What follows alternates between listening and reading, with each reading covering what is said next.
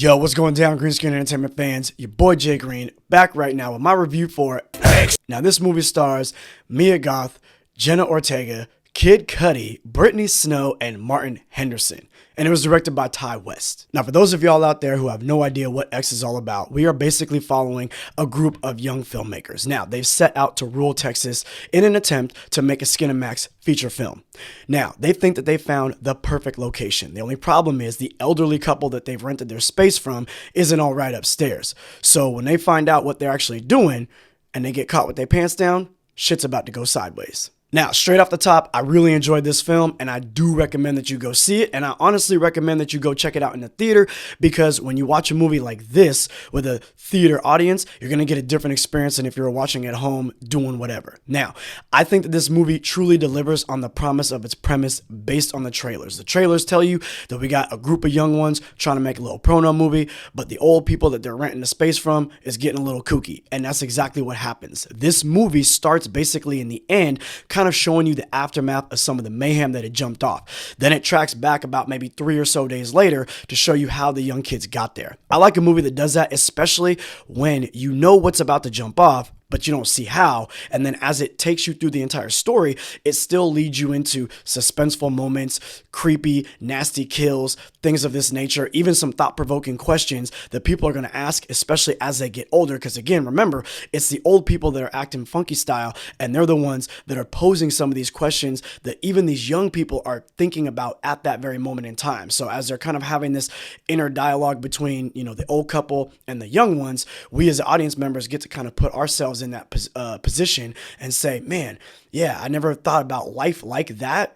And what happens if one day I end up in this position, or I'm around someone who's in that position as well? And I think that those stories sometimes are the creepiest. Now, I'm being pretty vague because the plot and premise is rather simple. And if I tell you too much, you're going to easily be able to figure that shit out as soon as you sit down in the movie theater. And I don't want that to happen. With a horror movie or a thriller, you need things to shock you as they're coming around the corner. Now, I will give the director credit.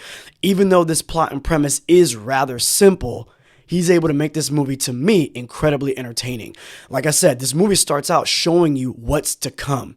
But as it's moving along, it is a slow burn. But to me, that slow burn is necessary because it gives you some character development. You understand kind of what their motivations are, why they're doing this, and each character in this film does have a motivation. There's some dialogue and some tension between a couple of characters at certain times in the film, which is going to set up what's jumping off in the end. So I think that this movie was well paced to me, and I think that even though it might seem slow at first, and maybe some people might say there's some gratuitous nudity, you have to remember they are making an adult film, so you're going to see some tits and ass, and who's mad at that? Not this guy right here, okay?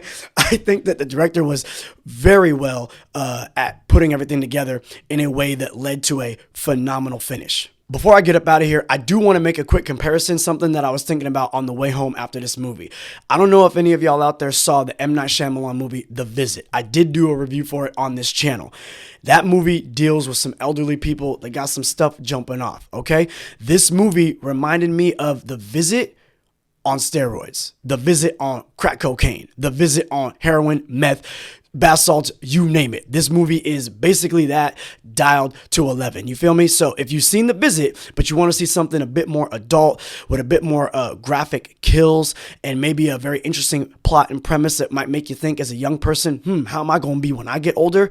Then I do think that this is the movie for you. If you're a fan of old school horror films, we're talking about like the classic Chainsaw Massacre, we're talking about the original Dawn of the Dead, stuff like that, those random weird horror movies that you're going to find at the bottom of the queue on Netflix, this movie's going to be for you. But if you think this movie is going to be some type of thought-provoking Babadook or It Follows, I promise you that it's not that. Take your ass back home because you're going to be disappointed. This movie is tits, ass, murder, and fun. And I loved every minute of it. Yo, I do think you should check this movie out once again.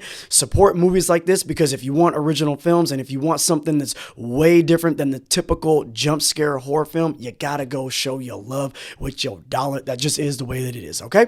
Your homie, Jay Green, I'm out.